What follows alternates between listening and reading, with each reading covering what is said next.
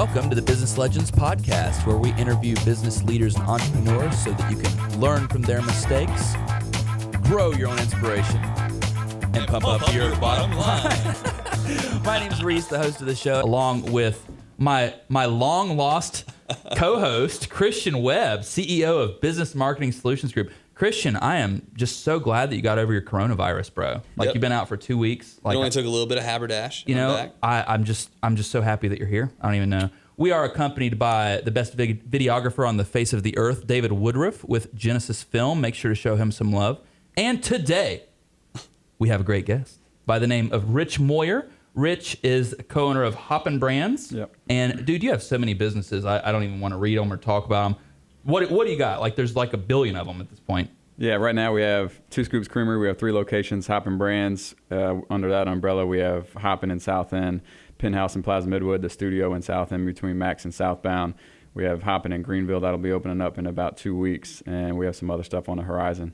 And somehow he has nothing to do but lunch today, so we're going to be talking about that later. Yeah. Like how, okay, we'll talk about time management in a minute. But at what point, you know, since you have so many businesses running right now, like at what point do you just, run for office or something, or like try to take over the world?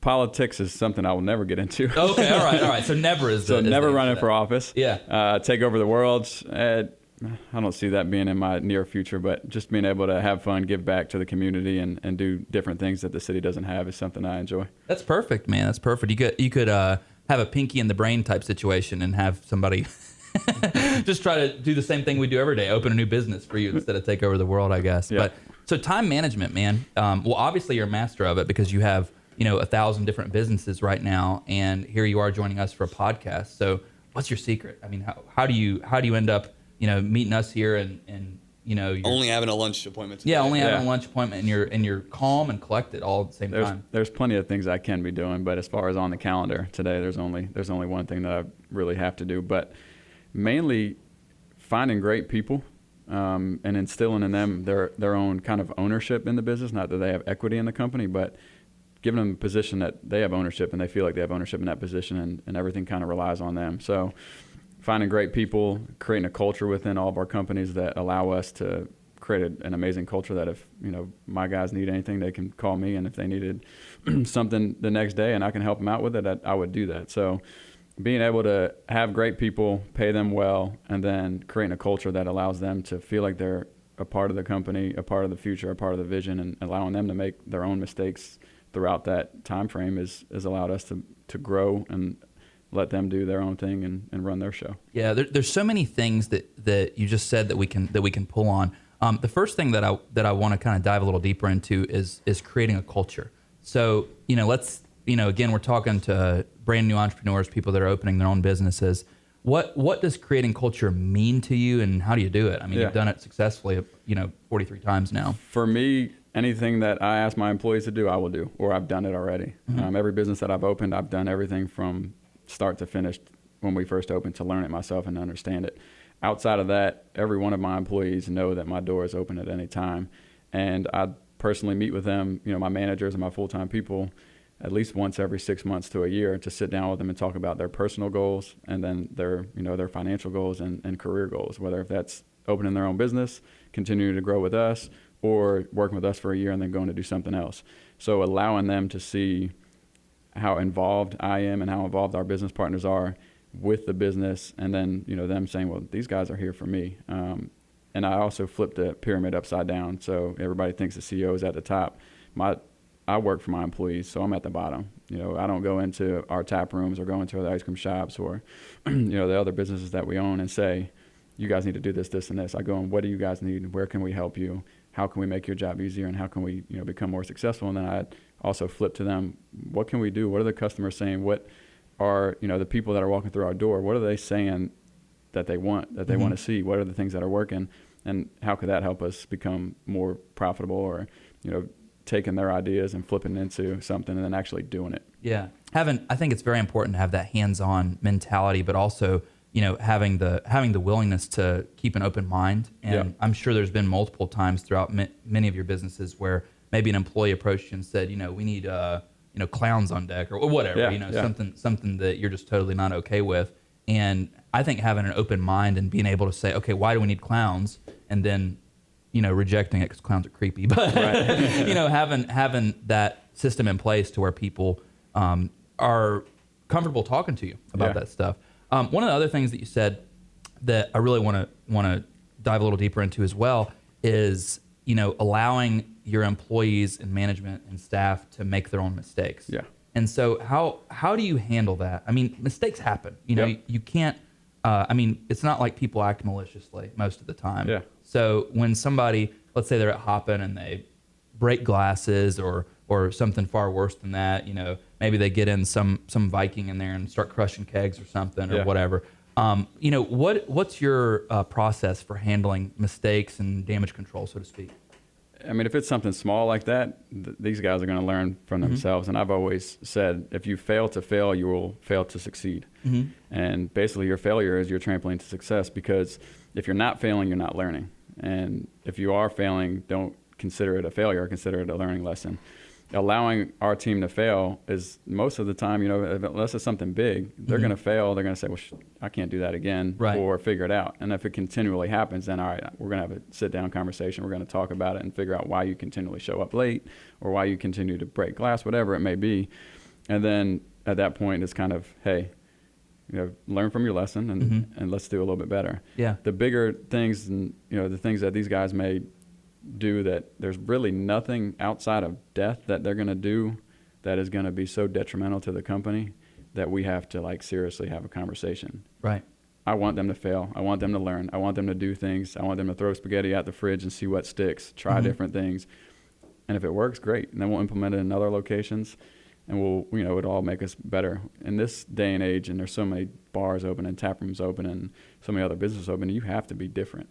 And if you're not different, you're not going to be pulling people in. If you don't know how to market to the right people, you're not going to be pulling people in. Our director of marketing the other day just was like, man, I just get so nervous to try different things. I'm like, dude, just try it. Yeah. Try it and see what happens. You can't be the only judge of one post or the only judge of one thing. Let the million of people that are in Charlotte be the judge. Right. And then you'll know. Yeah. If it doesn't work, take it off and do something else different. Yeah, and keep learning type of thing. Yeah. And on the subject of that, trying new things and stuff, before this podcast, we had the opportunity to sit down with you for coffee at Central Coffee, by the way, if you want to sponsor us. Reese is always down for some espresso shots. Anyway, keep plugging. They haven't said anything. Keep plugging. We're just gonna keep it going, man. The more espresso shots you feed me, the way better that I operate. But one of the things is innovation, trying things that people have never done before. So Hoppin' and Penthouse both have the self-serve taps, and that's a pretty unique experience. I mean, I haven't been to Penthouse yet. I'm supposed to be going tomorrow, but what made you decide that that's the concept that you wanted to go with? I mean, it's very cutting edge. Yeah. After selling my construction company, my business partner and I with Hoppin', Drew was a client of mine in construction. He was down in another city and saw the technology and called me up at 11 o'clock at night and said, hey, do you want to invest in a bar? And growing up, my family owned restaurants, and I said, there's no chance I'm going to get into the food industry and be in a bar. He quickly sent me a video of the technology. A couple months later, we sat down, had a video conference with the tech company, and I was sold because it was different, something that Charlotte didn't have, and it eliminated 98% of a bar owner's problems. Yeah. There's far less overhead when you have less people serving, because people are serving their own stuff. Well, you don't have to worry about people stealing. The national average is 25% of every keg is wasted, and it's given away, overpour, whatever it is. Or we don't have really any waste. A lot of waste. That's an interesting thing in itself. So you don't have servers, and then on top of that, there's no waste. Yeah, everybody's paying for every drink. They have to. Everything's accounted for. It eliminates, managers or staff giving away free drinks because everything that they pour is on their wristband, so it's an easy report to pull. Right. So it allows us to kind of hold people accountable. Yeah. And allows us to, grow the business without having to worry about one location and every dollar that flows through. So I want to backtrack just a little bit. So we talked about culture, but I think we went through it a little too fast. So at your level with multiple businesses, culture has a whole other step to it too with management. So you have to say, I'm no longer going to manage this company because I have somebody in place that's making managerial decisions for me in this company. Yeah. How do you do that well enough to not actually be worried on a day-to-day basis that you have to follow up with that business? Because they're all your babies, right? You create these businesses, and now you have managers doing stuff that you're not even seeing. How do you make that happen? The same way that you just said, that they're my babies, they're Drew's babies. There are, my MJ and Jay are my business partners on the ice cream side. They're our babies, but at the end of the day, when we sit down with our managers and instill that now this is your baby. Mm-hmm. So if anything happens, I'm not going to, an hourly employee or somebody else to go talk to them. I'm coming to you, and they take that ownership and say, all right, now I basically own this property myself, and I have to run it just as well as these guys ran it when they first opened it. So being able to instill in them, and then also giving them, if they ever needed anything, they can call and we can work it out. So you basically have to say, I'm not going to manage this. I'm going to come to you. Yeah. And we're going to talk about what's not working and what is working. Yeah, and then meet with them, once a month at least. And a lot of my guys, I like to just go grab lunch with them, talk, not even business, just normal stuff, life stuff. How can I help them? What their goals are financially. If I can sit down and do a budget with them to see, most people don't write their finances down on paper. Yeah. It's an eye-opening experience for them, and it allows them to correlate their finances with their goals in life, whether that's I want to travel more, if I want to open up a business, I want to buy my own house. So just being a people person and not being a boss, I think has been very successful for us. Cool. Your managers are like your business babysitters. You have they're responsible for everything. So if somebody's drawing crayons on the wall or whatever, they're your person that you have to hold accountable with that. Along with that, you were just speaking about all the different business partners that you have. Now, do you have the same business partners in all the companies, or different business partners here and there and everywhere? Different. So Drew came to me to invest in Hoppin' and Hoppin' Brands, which has now become 4 locations and some more coming. MJ and my buddy Jay, they came to me to invest in the ice cream shops. Right. And then F&Beer Guys, which we haven't touched on, is a draft beer service system. So anything that you need to pour the beer from the keg to your cup, we install all that. So Carson, my business partner there, he installed the stuff at Hoppin', and then we became real close, and we started F&Beer Guys. So a lot of it has just been people come to me. I've never really been the idea guy, just been the execution guy. Yeah. And all of them had great ideas and didn't understand the action to put in place to start a business. How to put pen to paper type of thing. So me, I was more of an action guy and just say, shit, let's just roll with it. Go for it. Feel good about it. We've had our losses and circumstances. I've had businesses that I've started and lost. And those are the ones that I say are learning experiences and things that I'll take to the next business. Yeah, and kind of keep the ball rolling forward. What's been your, again, if we're talking secrets and tips, what's been your key strategy to work with all your different business partners? Yeah. I'm sure that you don't serve the same role in F&Beer Guys that you do with Hoppin' Brands and such. So. Obviously, we know that you deal with each of them individually and the responsibilities for each of those businesses individually. But, how do you keep changing hats, so to speak? Yeah. Everyone's different. And early on, there's a lot more of hand-holding, not necessarily hand-holding, but teaching and mentoring your business partners that have never opened a business. And being able to show them, like, a lot of it is just not thinking and it's just doing. Mm-hmm. Instead of sitting there and thinking, how am I going to do this? How's it going to get done? It's just go do it, and then you'll look back at it and say, well, all right, that's how it's done. Yeah. So instilling in them, I really feel like I'm a cheerleader more than anything. Mm-hmm. As a mentor, you just put the belief in them that they can do whatever they want. Yeah. Yeah. I could see you with a set of pom-poms. Yeah. Yeah. Pom-poms, nice little outfit. Yeah. So being able to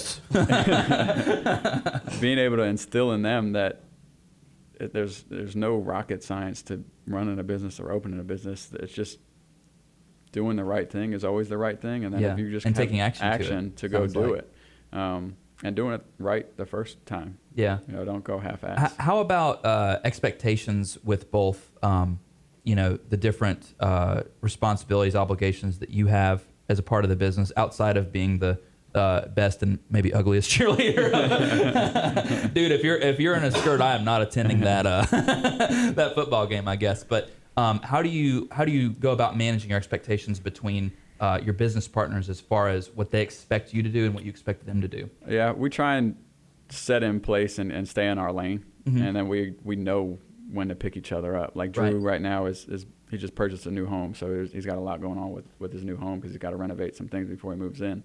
So I know that there's some things that I got to pick up on his side to help him out with our construction down in Greenville and make sure that, I'm helping out in this time frame that he's trying to get his house done. Yeah. So really we know our lane, we stay in our lane, and if we have any bigger picture items, we get together, we talk about it, we make a decision together to see if that's something we want to move forward with. Yeah. Like the ice cream shops, we're looking at opening one in Rock Hill, South Carolina, and me and MJ will get together and we'll hash it out and say, all right, does this make sense? Does it not make sense? Right.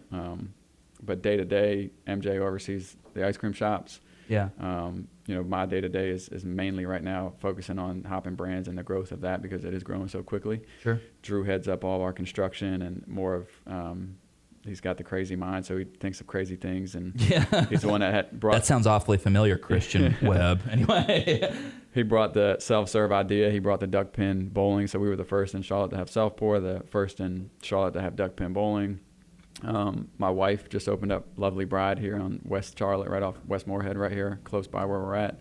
So a bridal boutique franchise out of New York City. So being able to help her and kind of show her different things in business, and that's been a fun process. And Carson runs F&B Guys fully 100%, and he calls me when he has any questions or needs something. Mm-hmm. So we all kind of have our own lane, and we all just trust that each other are doing what we're supposed to be doing, and we meet when we need to meet. Yeah. Do you ever have problems with overlapping? So, for example, if Carson wants to grab lunch on the same day that MJ does and the same day that your wife does or something like that, and do you guys all just kind of have a community affair, or how does that work? No, typically not. I mean,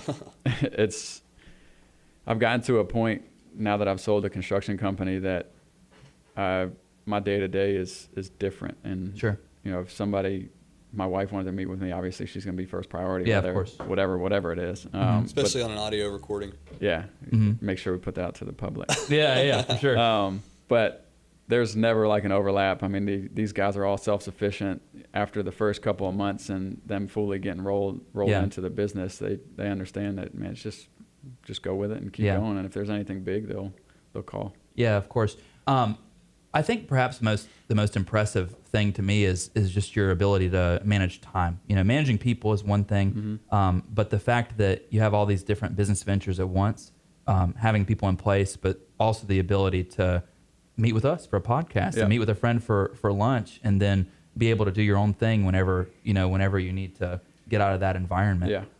Do you use any type of calendar software or something like that, especially when things get thick, or is it just a constant line of communication for you? A little old school. I have on my phone, I just have a note section. Trapper keeper? No, I'm just kidding. Yeah. A little note section that allows me to keep track of kind of things that I needed to do. Right. But I've always been, if it comes across my desk, which I don't have a desk, but if it comes across my desk, I quickly try and get it done. Unless it's something like, all right, that can wait a day or two, and I can just put it on my list and I'll knock it out when I have time to sit down on my computer. Yeah. So no procrastination whatsoever. Yeah. Must be nice. Y'all need to have a lunch right now. Yeah, you need right to after teach me your ways, Sensei. I feel like if it hits my desk and I don't do it right away, Yeah. it's probably going to get lost in.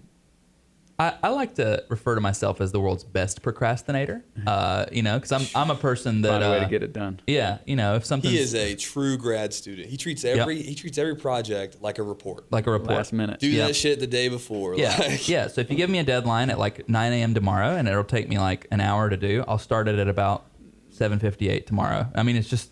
And then it'll get done. And it'll be perfect. I'll get it done. I mean, it's a talent, to be honest. It is talent. It's a way to get stressed out, is what it is. Well, see how he's always real relaxed. Yeah, he's like high pitch. Yeah, he's all chilled out. He's like David. David's the other chill guy in the room, and then you and I are just like the amped, drink too much coffee and energy bolts and lightning coming out of our fingertips type people or whatever. Yeah, so true enough. That's great stuff, man. So talking about innovation, talking about all your businesses. Do you have a favorite, by the way, out of your businesses? Don't lie. No. You are so full of shit. Right now, Hoppin' Brands is probably I was gonna say the most time consuming. Yeah. Or not time consuming, but it is the one that is like, all right, this right now is my newborn. This is the one that we can grow substantially. We can franchise if we want. There's so much we can do and get it to a point to where it could sell for a nice number. Yeah. 2 Scoops has been phenomenal. MJ, who's oversees that, he has his own thing with real estate, so that's kind of like, we take it as it comes. If somebody calls and say, hey, we got a property, you guys want to take a look at it, we'll go take a look at it. If it makes sense, we'll do it. We have a lot of people calling to wholesale ice cream in different cities. So right now, Hoppin' Brands is kind of the one. I love 2 Scoops because that was the first business that I started that wasn't stressful. People came in happy. They came in to get ice cream. They brought their kids in. It was fun. We can give back. We can do different things with fundraisers. So Yeah, they came in happy and they left happier. So how does ice cream work during the winter? Yeah, Do that's people a good still point. come? you'd be surprised. This year we actually got pretty lucky. But But you didn't have a winter this Yeah. year. yeah, this Yeah. year was Like has 9 been, days of cold. Yeah. has been pretty good. So surprisingly, we sell a good bit of ice cream. Still during the winter. Yeah. Okay. That's interesting. I've always Near wondered- Yeah. like Yeah. July, Summer, August, yeah. June. I mean, it's a huge I always thought jump. it'd be really cool if somebody like made an ice cream shop that like right at November it transformed into like a unique hot chocolate flavors or Yeah. something, and like you have like 20 different hot chocolate flavors, and it's Oh, just God. all winter, and then We're gonna have to cut him off. We're gonna have to cut him off. You hear him Chocolate talking and about cookies. chocolate? Yeah, no, Yeah, he's like I'm he's telling you, I think about to that'd be go a on a thing. rant. I think if it was like if you marketed the switch every year and everybody knew that they switched today, that's gonna be insane. I gotta be the first day. Yeah. Day. Create FOMO. I think Yeah, that'd be a right. thing. that would be interesting for sure. I've thought the same thing about yogurt stores in some way as well. Yeah. They don't have as much power for it though, but ice cream would yeah, would work. that would be something. Do you guys do hot chocolates and stuff in the wintertime? Ah, You would have to go. it almost have to be like you flip everything over and it's almost like remodeling. Yeah. You know what I'm saying? Like you flip the boards over and they turn brown instead of white. All right, Like, here we go. Here's my pitch. Self-serve hot chocolate. How about that? Self-serve hot chocolate. You can call it hopping 2 scoops. Yeah, well, I would come. I'm telling you, I'd be there. We know you would. Get a scoop of vanilla. Yeah, he's on the like side. he's like a chocolate addict, by the way. It's not okay, like for an okay. adult to consume that much. He has a secret stash that I actually know about in his office desk filled with chocolates. I'm not making that up. Like Got a they're bag of Snickers. Bag of Snickers. He Yeah. keeps Reese's in there just to make me mad. You have to steal it one day. Yeah. Hide it from him. He'll probably have like a conniption over something, I guess. But anyway, man, sounds like you have so much going on. I mean, there's just so many things and lessons to pull from. So if you were, here's an interesting question for you. If you were, I don't know, let's say 24 years old, bright-eyed and bushy-tailed, and you wanted to get into an industry, whether it's service industry, ice cream, or in self-serve, draft emporiums or whatever you call it, what would be your advice to that person? Like, what would you tell them to do outside of not opening one to compete with you in Charlotte? The biggest thing is one, it's not easy. So, and I explained my life or my business, actually life and business career as an iceberg. Everybody sees the top 10% of your life. Nobody sees the 90% under the water, all the shit you've been through, all the struggles, not knowing if you're going to make payroll, not having but $300 in your bank account. So nobody sees that underneath, and just know going into it, you're going to have to work hard, really hard, and finding something you're passionate about. A lot of people talk about passion and picking something that you're going to actually want to do and wake up to do. If not, it's just too easy to quit, because you'll get to a point, whether if it's 3 months, 6 months, 9 months, 12 months, where it's like, this is not worth it. And if you're not passionate about it, you'll just stop. Sure. Perspective is another big one that I think has made me very, very successful. Having the right perspective on life, having the right perspective in different situations, and knowing that, life truly is just 90% or 10% what happens to you and 90% how you react to it. So having the right perspective. I lost my baby brother at 2.5 from brain cancer. Wow. Shit. So me waking up every day with him in the hospital, not knowing if he was going to, make it another day to see his brothers or see his family, and him doing the same thing, waking up in a hospital bed and smiling every day and having a smile on his face, you quickly realize that there's hundreds of people, kids, adults, in hospitals right now. Yeah. And we're fortunate enough to wake up and go do what we want to do. So if you're going to start your own business, just have the right perspective on it. There's a lot of people out there that don't have the ability to wake up in their own bed. Yeah. That, and then patience. Patience is probably the biggest one. A lot of people will look 3 years from now and say, there's no way I can work that hard, and 3 years from now, it be successful. Or, but if you ask anybody, you think of something that happened 3 years ago, you're like, damn, that was only 3 years ago. It happened fast. Yeah. So how can we look backwards in the Went past? right by. And it's quick. But if we look 3 years in the future or 5 years in the future, it's like, man, that's a long time. So having patience, that if you work hard and you're passionate about it and it's something that, you really believe in, it'll work. You need to like write a book or come up with like a not a self-help seminar, but like a motivational seminar, because it's all P's. Because you said it was passion, perspective, and patience. Yeah. That's going to be your thing. The three P's. The three P's. The richest 3 P's Rich's 3 P's to get rich. There you go.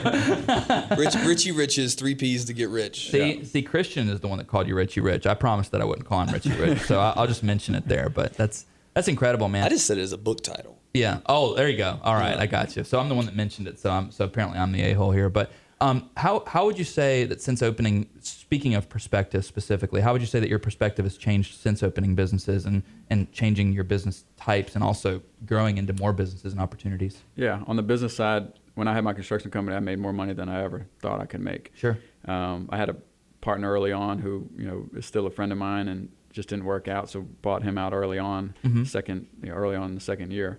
But my perspective really changed throughout that process because I made more money than I ever thought I would make. Right. But I was the unhappiest I ever was. Interesting. Because it was stressful. It just wasn't worth it. Yeah. Were you passionate about it, just out of curiosity? I was passionate about the sale and the challenge. I wasn't really passionate about construction in a sense. Yeah. And everybody would kind of say that, like, well, you weren't really passionate about ice cream. You're not passionate about beer. You're not passionate about, well, you guys missed the point that my passion is how can I take a challenge, turn it into something, help these guys, that are my partners see their vision and actually just go create it.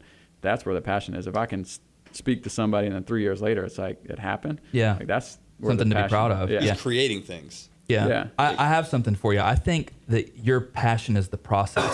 So process and then being able to help other people. Yeah. I think that's what it is. Like you could do anything really. I mean, whether it's a restaurant or, a clothing company or a draft emporium or a coffee spot or ice cream. For you, it seems like the passion is the process. Yeah.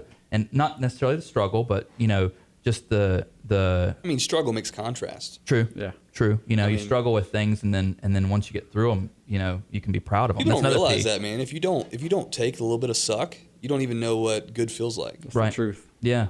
It's an interesting thing. So. That's why if you're always successful and you never fail, you'll never go anywhere. Right. If you fail, Be stagnant. that's that's why I say it's a trampoline. Your failure is going to make you 3 times better than.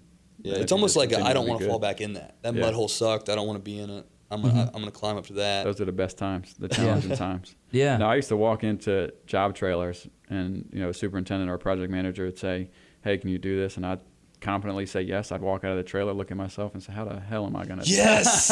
Right here. That is the single most. He is a salesperson. That for is sure. the single most Christian web comment I've ever heard in my entire life. Correct answer is yes. Then figure that shit out. Yeah, Yep. Christian will no. Well, actually, there's another step to Christian's process. No matter if you ask Christian to do anything on the face of the earth, even if it's a brain surgery, okay, he'll be like, "Yeah, no problem. We got that. We'll get you. We'll do 3 brains at the same time, man. We'll grow another arm or whatever." Yeah. And then his next point, which I'm guessing you have with your business partners, is he goes, "Reese, We got to learn how to do this real fast. Let's get it done. Reese, I know that you, and then here comes my procrastination. I know that you have 150 things due by 4 p.m. today, but Got another one. Can I just give you You shouldn't have procrastinated because now I'm surprising you with something random. now here you go, and here's the. You know stack what of though, paper man? stuff. People can talk shit about that all they want. Like at the end of the day, that stuff gets done at high quality, and it's because we learn the process. And then guess what? The next person asks me that question, Easy. It is a confident yes, Yeah. because we now know how to do it. You never will know how to do it until somebody asks you to do it, and you get the. That's and you why get I the say, sell. don't think about it. Don't ask how to do it. Just go do it, and Yeah. then you'll look back on it and say, "That's how it's done." I guess I'm not going to build a retargeted campaign when somebody doesn't pay me to. Yeah. Right. So obviously, your first learning structure will be paid. Yeah. So you have to say yes sooner or later. Yeah, that's true. My dad told me when I was younger, he said, "Man, if you're willing to take an opportunity or take a chance that other people aren't, you can always find something or somebody smarter than you to do the job. Yeah. They just weren't willing to See? go start it themselves." Rich Yeah. just said that I'm smarter than you. You're definitely You asked Reese. I don't like his judgment anymore. I liked it before that. perfect. No, it is an interesting. Christian and I are very lucky. We talk smack about each other all the time, but we've been working together for so long. It's like I blindly know what Christian will do or say in a situation. Yeah. I don't have to think about it at all. So we're kind of fortunate in that A realm. no gets you nothing. Yeah. No, it's absolutely true. And one of the things that I like about that mentality is that when much like the procrastination perspective, like when I'm forced into the fire or whatever, I'll rise to the top. Back's And- against the wall. You don't have anywhere else to go. Yeah, you got to go forward. And so, when Christian will come to me with something like that, which I mean, this literally happens every single day. I mean, if you knew how often it happened, you'd really die It's the laughing. blessings we're growing so fast. Right. Yeah, but I might be timid to take that step, and then Christian will come into my office and he'll be like, "Here's your step, buddy. Like, we got to take it now." Yeah. Like, I've been hitting to it for 2 weeks. Yeah, because I won't. Today's the day. Yep, I won't forsake my reputation. You know what I'm saying? Yeah. Like, I know my strengths and weaknesses, but I won't forsake my reputation or his. So it's a match made in hell, pretty much. It's something else. Rich, man, thank you so much for taking the time to join us this morning. Tell us all your companies and how people can find you, get a hold of you, and just give yourself a shameless plug real fast. So start off with Two Scoops Creamery. Two Scoops Creamery. The best ice cream on the planet. All homemade ice cream. We make it locally here in Charlotte in our Plaza Midwood location. You can follow us on Instagram or Facebook. Hoppin LLC, so Hoppin CLT for our Charlotte location, Penthouse CLT for our Penthouse location in Plaza, Hoppin_GVL for our Hoppin Greenville location, the Studio CLT for the studio, Lovely Bride CLT, which is my wife's business, bridal shop. Modern Classics is my brother's barbershop over on South Boulevard, very high-end men's grooming lounge. So if you're looking for kind of a men's getaway and a good haircut and a good hot towel shave, that's the place to be. Effing Beer Guys, you can follow us on Instagram, Facebook, and I feel like I'm missing something, but That's so funny. That's ridiculous. I was like, I lost one of my businesses on the Excel sheet. yeah. Oh, excuse me. You need like a list of it. The install. Effing Beer Guys, we got No, Oh, you we did got get that. Yeah. That's Hoppin good. Brands, if you want to follow our main mother company, Hoppin Brands on Instagram. 4:00 today. Go get a beer. Yeah. Moyer's Lakeside Eatery up at Langtree Yeah. on exit 31. If you want good lunch, that's a good spot to be. Sweet. I'll probably be there this afternoon because I live right there. So I always like to finish out and kind of just ask a lighthearted and funny question here. So here's my lighthearted and funny question for you. So when Christian and I were in Tampa, we went to Tampa about, I don't know, I guess it's been like last May or something like that. Yeah. But we had a guy that made us like alcoholic ice cream. So Oh, you're talking about that digital marketing conference? Yeah. So is that something that you would consider, or what do you think the future is with that stuff, having alcohol ice cream and stuff like that? There's a company in Charleston that has started, and I think they've been pretty successful with it. I think that kind of takes away a big portion of your demographic and people you're actually trying to sell to, which is the kids. Yeah. So not saying that it wouldn't be successful. Me personally, I wouldn't want to go have a liquor ice cream or an alcoholic ice cream. We do have a White Russian ice cream. We have rum raisin, which has rum in it. So we have a few. I mean, to be honest, I had it, but it was for just the Gimmicky. to have it once. Super gimmicky. I probably, if I had multiple choices, I would have just gotten a drink. Yeah. No. He lies. If he would have had multiple choices, he would have gotten the double super duper triple chocolate. Whatever. Oh, yeah. Whatever. Skip But honestly, ice cream over a drink, I would have taken a drink after having it once, after trying it once. Yeah. Yeah, for sure. I It's think really gimmicky. Yeah, in business, you don't want to be in a situation where you have a product or service where people do it one time. You know what I'm saying? And that I think that's one of the problems with that. However, because what I was just sitting here thinking about is that if you could make that into an actual product, that might be something. Where they like sell a sellable product. Yeah, like where you're selling like a nationwide. We did a beer with our vanilla ice cream with Lenny Boy, and we put it out at a couple of our tap rooms. They had it in their tap room, and it sold like crazy. Really? Yeah. So we used a bunch of our homemade vanilla ice cream. And Was that a kombucha product type thing, or was it was a beer? Oh, really? Instead of wine and ice cream, they would just get wine ice cream. Well, I know what I need to try now. It was that sounds a bonkers. Full on. Let me find actually see if I can find the name of it. Well, thanks for coming, man. stuff. We appreciate it. Yeah. Yeah, appreciate you guys having me. Yeah, thank you so much, Rich.